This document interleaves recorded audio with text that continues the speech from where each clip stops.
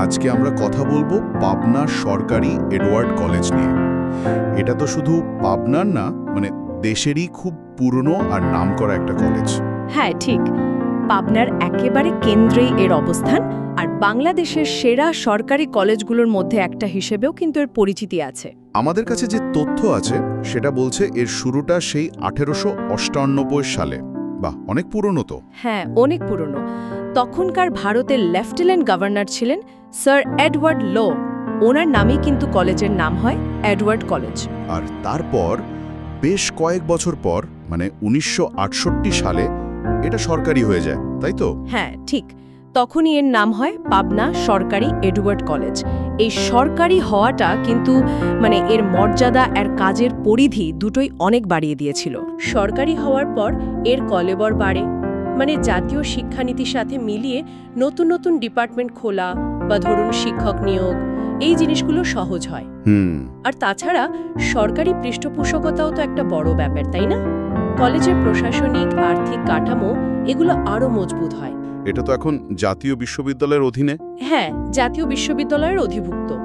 এখানে তো এখন উচ্চ মাধ্যমিক থেকে শুরু করে একেবারে মাস্টার্স পর্যন্ত পড়ার সুযোগ আছে। বাহ, সায়েন্স, আর্টস, কমার্স সব দিকেই। একদম। বিজ্ঞান, মানবিক, বাণিজ্য তিনটে বিভাগে বিভিন্ন বিষয়ে অনার্স আর মাস্টার্স কোর্স চালু আছে। বাংলা, ইংরেজি, ইতিহাস, রাষ্ট্রবিজ্ঞান, পদার্থবিজ্ঞান, রসায়ন, গণিত। হ্যাঁ, ব্যবস্থাপনা, হিসাব বিজ্ঞান, এরকম অনেক বিষয়। এই যে এতগুলো বিষয়ে অনার্স মাস্টার্স করার সুযোগ, এটা তো তাহলে পাবনা বা আশেপাশের অঞ্চলের ছেলেমেয়েদের জন্য বিশাল একটা ব্যাপার। অবশ্যই বিশাল ব্যাপার। না হলে তো উচ্চশিক্ষার জন্য সবাইকে সেই ঢাকা বা অন্য বড় শহরে যেতে হতো। এডওয়ার্ড কলেজ কিন্তু এই জায়গাটায় দারুণ একটা ভূমিকা রেখেছে। বহু ছেলে মেয়ে নিজেদের এলাকাতেই পড়াশোনা শেষ করে কর্মজীবনে ঢুকতে পারছে। সত্যি। আচ্ছা, ক্যাম্পাসটা কেমন? শুনলাম বেশ বড় আর সুন্দর। হ্যাঁ, ক্যাম্পাসটা বেশ বড়সড় আর অনেক সবুজ, মনোরম পরিবেশ যাকে বলে আর কি। অনেকগুলো একাডেমিক বিল্ডিং আছে, লাইব্রেরি, ল্যাবরেটরি, ছাত্রাবাস, ছাত্রীনিবাস এগুলো আছে নিশ্চয়ই। হ্যাঁ, হোস্টেল সুবিধা আছে। আর শুধু পড়াশোনা না, কালচারাল অ্যাক্টিভিটি, খেলাধুলো এগুলোর চর্চারও ভালো সুযোগ আছে বলে জানি। একটা ভালো ক্যাম্পাস তো ছাত্রছাত্রীদের পুরো বিকাশের জন্যই দরকারি।